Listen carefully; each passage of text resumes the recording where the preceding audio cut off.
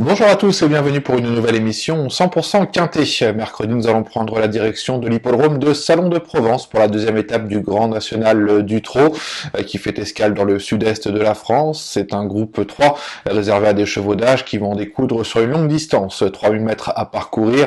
Ils seront dans cette épreuve 12 au premier échelon et 4 concurrents à devoir rendre 25 mètres sur cette piste où la ligne droite est assez longue puisqu'elle fait un petit peu plus de 400 mètres, ce qui permet aux attentistes de pouvoir revenir. On va regarder ensemble le tableau des partants pour cette deuxième étape du Grand National du Trot. Et sur cette première partie de tableau, nous avons les 10 moins riches qui vont s'élancer du premier échelon avec quelques candidatures intéressantes, à l'image du numéro 4, Chris Louis Porsguen, qui est l'un des doyens de cette épreuve, mais qui se plaît corde à droite et qui est en belle forme actuellement. Dade Belway, Fragonardello, Dixit Danica, qui lui est âgé de 9 ans, mais qui reste encore un petit peu spécial en compétition. Bien luné, il pourrait créer pourquoi pas une surprise. Festif Charmant, qui vient d'effectuer une bonne rentrée. Dotarus, le 10, que l'on connaît peut-être un petit peu plus dans la discipline du trot monté, aura certainement du mal à s'illustrer dans cette épreuve. Ça sera l'unique concurrent qui ne sera pas totalement déféré des 4 pieds. Ils seront 15 à être déférés des 4 pieds, et lui, Dotarus, sera plaqué aux antérieurs et déféré des postérieurs. C'est quasiment pareil. On va passer à la deuxième partie du tableau avec les plus riches, et notamment ceux qui vont rendre la distance, à partir du numéro 13, Eden Basque. En tête, Campione Mio et Divine Monceau, les numéros 11 et 12, ont en théorie une bonne chance à défendre dans cette épreuve. Au 25 mètres, Eden Basque vient de s'imposer plaisamment à Cagnes-sur-Mer. Il aura de logiques supporters. Évariste Dubourg, le 14, est certainement le meilleur cheval actuellement dans le sud-est. Il a des stats qui plaident vraiment en sa faveur. Son entourage est très confiant et c'est logique de lui accorder du crédit dans cette épreuve. Et les deux plus riches, Racmonet, le 15, qui avait remporté ce circuit du GNT l'an passé, et puis Django Dubocage, qui portera ici le numéro 16, récent deuxième de la première épreuve sur l'hippodrome d'Amiens, et qui effectue un long déplacement avec des ambitions. Voilà, le décor est planté pour cette deuxième étape du Grand National du Trot. Il est l'heure maintenant d'attaquer le papier.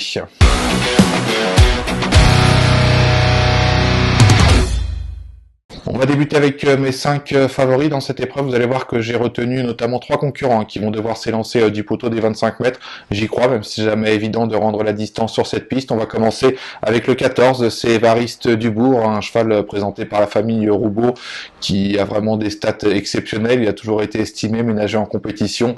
Il ne cesse de briller. En dernier lieu, alors qu'il effectue une petite rentrée, il a eu un très mauvais parcours, mais il s'est quand même montré très courageux pour conserver la deuxième place. Auparavant, il avait aligné les victoires, 6 victoires consécutives.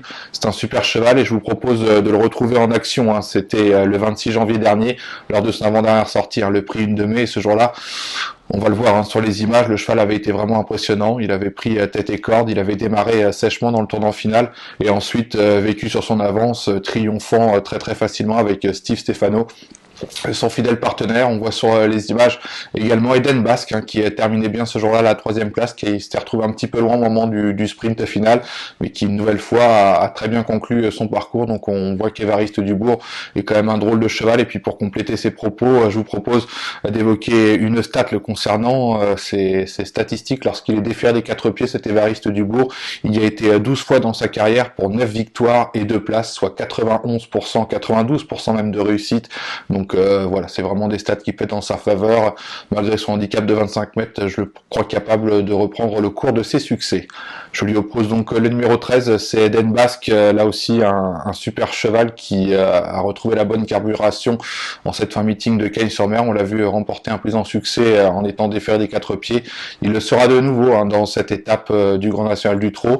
Et on va regarder ses stats corde à droite de cet Eden Basque pour ceux qui peuvent avoir un petit peu d'inquiétude. Vous allez être très vite rassuré puisqu'il a couru 10 fois corde à droite pour 4 victoires et 4 places, soit 80% de réussite dans les 5 premiers. Donc il n'y a pas de souci. On l'avait vu remporter l'an passé, notamment une étape du GNT, c'était sur l'hippodrome de Lyon-la-Soie. Il partait en tête, c'était Pierre Vercruz qui lui était associé. Là ça sera son mentor Nicolas Hench, il sera déféré des 4 pieds, et même s'il est en 25 mètres, c'est un cheval qui s'élance bien et je pense qu'il peut tout à fait disputer les toutes premières places. En 3e position de ma sélection vient Django Dubocage, le numéro 16, qui est le plus riche de cette épreuve, entraîné par Stéphane Meunier. Il s'est rappelé d'autres bons souvenirs dans la première étape du GNT sur l'hippodrome d'Amiens. Et on va regarder d'ailleurs cette performance où le cheval se montrait vraiment accrocheur dans la phase finale, puisqu'on l'avait vu se rapprocher à un tour du but. Il avait été contraint ensuite de rester le nez au vent. Et on va voir que dans la phase finale, il allait se montrer très courageux en retrait de la lauréate, un Faradeco, pour conserver la deuxième place.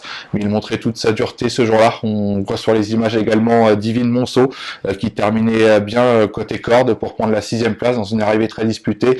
Et on voit également le numéro 9, c'est Festif Charmant, qui avait raté son départ et qui était revenu de loin bien conclure à la 7e place tout près. Donc c'est une bonne course de référence.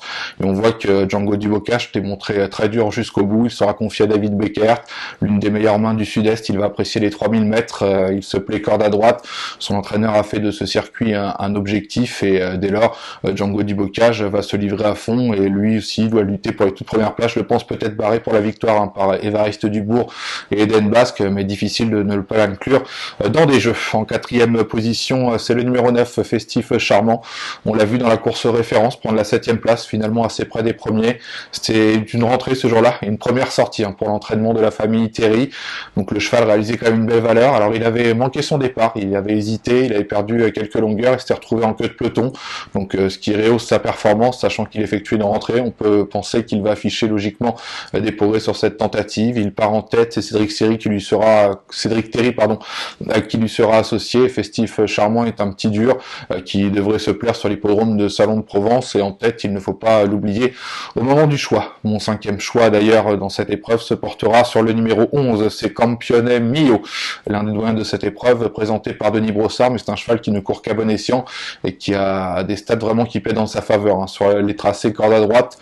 Alors quand on regarde sa plus récente musique, il vient de décevoir à 2 reprises, mais c'était 2 parcours de remise en route. Il était ferré, cette fois-ci il est déferré des 4 pieds, on sait qu'il est bien meilleur ainsi, il peut rêver meilleur engagement à la limite du recul, il se plaît corde à droite. Alors certes il y a de l'opposition avec notamment les jeunes, mais c'est un cheval qui est en pleine, qui a vraiment des titres à faire valoir, qui est très dur à l'effort, et je le crois capable d'être 3, 4, 5e dans cette étape du GNT. Voilà pour mes 5 favoris. Une course ouverte, difficile de faire des impasses avant le coup sur des candidatures, donc on va évoquer ensuite mes autres préférés avec un petit ordre quand même préférentiel, avec notamment le numéro 12, c'est Divine Monceau. On l'a vu tout à l'heure dans la course des références, très bien se comporter, se classant 6e tout près le long de la corde dans une arrivée très disputée. Ce qui me plaît, c'est qu'on fait appel à Alexandra Brivard qui actuellement fait feu de tout bois. On le voit réaliser des coups de 3 à tire-larigot. Elle est à la limite du recul. Son entraîneur, c'est Charles Motier. Il a hésité à courir cette épreuve, et comme il a vu que le lot s'était un petit peu creusé, il n'hésite pas à faire un long déplacement avec sa protégée. Elle a pas une grosse marge, je la vois pas, elle est pas capable de prendre tête et corde, mais si elle peut bénéficier d'un bon parcours dans le moins de la tête, alors elle doit pouvoir conserver une place dans cette épreuve. Donc Divine Monceau, le numéro 12, à garder dans vos jeux. On évoque ensuite le numéro 7, c'est Fragonard Dello. Pour l'entraînement de la famille Leblanc, c'est Kevin qui lui sera associé. Faut pas tenir compte de sa plus récente sortie, il y a eu plusieurs faux départs. On sait que c'est un cheval qui a parfois tendance à être un petit peu tendu durant un parcours, donc on va pas le condamner auparavant. C'est un cheval qui a quand même des titres à faire valoir, qui s'est illustré au niveau des Quintés Plus à Vincennes, qui a signé plusieurs bons chronos sur les parcours de tenue. Il fait partie des plus jeunes dans cette épreuve, il part en tête. Ça fait longtemps qu'on ne l'a pas vu corde à droite, mais son entourage nous a pleinement rassurés en nous disant qu'il n'y aurait aucun souci pour ce changement de corde. Donc voilà, Fragonardello, le numéro 7, est à garder dans des combinaisons. Le 15, Crack-Money, est un peu l'X de la course. On l'a vu effectuer 2 parcours de rentrée. La dernière course, pas bien plus sur les hippodrome de Caen. Il a un petit peu tardé à trouver l'ouverture, mais c'est bien allongé pour finir. Il sera cette fois-ci déféré des 4 pieds. Maintenant, il est aux 25 mètres. Cédric Terry a préféré driver au premier échelon Festif Charmant. Je suis pas sûr qu'il soit encore vraiment revenu à 100%, mais on fait appel à Jean-Charles Ferron, l'une des meilleures mains du Sud-Est. Il sera cette fois-ci pieds nus, et dès lors, je pense qu'il peut accrocher une 4-5e place dans un tel lot. On évoque ensuite la candidature du numéro 5, c'est Express du Gers, qui est entraîné depuis peu par Eric Prudon, qui sera confié à Pierre Vercruis. C'est un cheval qui n'a pas une grosse marge, mais qui a repris un petit peu du moral en province. Ses 2 derniers parcours sont plutôt encourageants. Maintenant, le lot est un petit peu plus relevé, donc il n'a pas les moyens de faire le tour des autres, ni de faire le fort dans une telle épreuve. Il faut impérativement bénéficier d'un bon parcours caché, mais si tel est le cas, ce numéro 5, Express du Gers, est tout à fait capable de jouer ici un rôle intéressant. On évoque le numéro 4, Chris Louis Porsgwen, j'en ai parlé parlé tout à l'heure dans le tableau des partants. C'est l'un des plus vieux au départ de cette épreuve, il est âgé de 10 ans, mais quand on regarde ses plus récentes sorties, cet élève de Frédéric Closier est au mieux. Il a toujours été ménagé, c'est le véritable droitier qui devrait fortement apprécier le profil de piste de Salon de Provence. C'est un cheval qui est brave, maniable, qui sait démarrer et qui, s'il se retrouve bien placé dans le sillage des premiers, est tout à fait capable de lutter pour un très bon classement. Évoquons ensuite deux autres candidatures, Dixit Danica, le numéro 8, un cheval qui est âgé de 9 ans, qui est vraiment pas simple à saisir. Ce qui me plaît, c'est qu'il sera confié à Stéphane Singlan, qui entraîne ses chevaux sur cette piste de Salon de Provence, donc il connaît parfaitement la piste.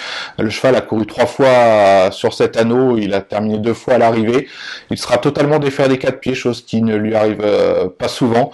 Maintenant, c'est un cheval avec qui il faut assurer notamment les premiers mètres de course, donc là ils seront quand même nombreux au premier échelon, 12. Il va falloir que ça se passe bien, les aires de départ sont assez grandes, mais s'il ne commet pas de bêtises, pour les gens qui aiment les outsiders spéculatifs, attention à ce numéro 8, un Dixit Danica, qui est tout à fait capable de brouiller les cartes. On va maintenant parler du numéro 3, c'est Eden Julery pour l'entraînement de Jean-Paul Gauvin, un cheval qui est dur à l'effort, qui m'a un peu déçu en dernier lieu. Maintenant c'était une petite rentrée, le cheval était peut-être un petit peu trop frais, cette sortie va lui avoir fait du bien selon son entraîneur.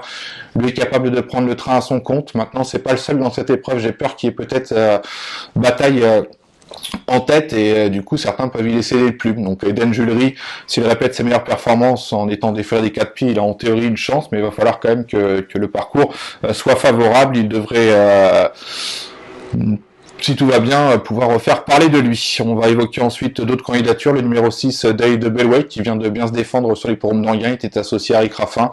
Il courait un petit peu rapproché. Alors lui aussi, c'est un cheval qui aime bien aller aux avant-postes. Donc j'ai un petit peu peur qu'avec Eden Julery, il y a une bagarre en tête et du coup, ses chevaux aient un petit peu de mal à finir leur parcours. Maintenant, s'il répète ses performances, Day de Bellway, ses meilleures performances, en théorie, c'est un cheval qui est compétitif dans cette épreuve. Donc comme vous voyez, il n'y a vraiment pas beaucoup d'impasse à faire. Le 2, c'est Burton, pareil, qui avait été très séduisant en début d'année, notamment à Cagnes-sur-Mer, mais ça s'est moins bien passé ces derniers temps.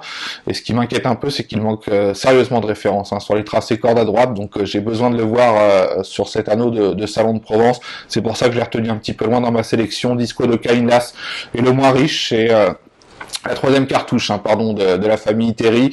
Disco de Cagne, on le connaît, c'est un chic cheval qui a vraiment pas beaucoup de marge de manœuvre, mais quand il peut bénéficier d'un bon parcours, il peut, pourquoi pas, tenter de grappiller une petite 5e place dans cette épreuve.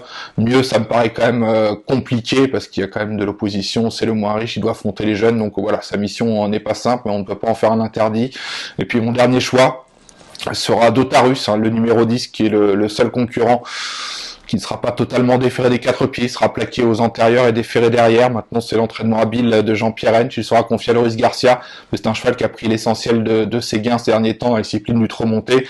J'ai besoin de le revoir à l'attelage, voir ce qu'il peut faire face à ces chevaux-là, parce qu'il a quand même pris pas mal de gains depuis 1 an. Il est peut-être un petit peu moins pratique et un petit peu meilleur au trot monté. Donc voilà, dans un tel lot à l'attelage, sa chance me paraît quand même avant le coup secondaire. On a placé en revue les 16 concurrents de ce Quintet Plus. Il est l'heure maintenant d'établir le prono.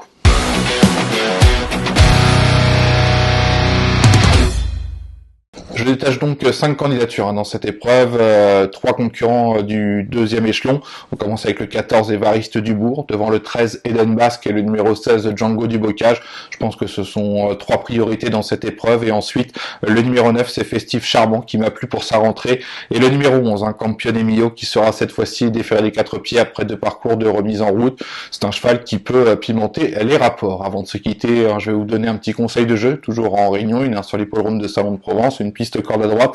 Ça sera dans la 7e et avant-dernière épreuve. C'est le numéro 8, Eregon de Jupy, cheval entraîné par David Alexandre, qui vient d'effectuer 2 excellentes rentrées avec ses fers.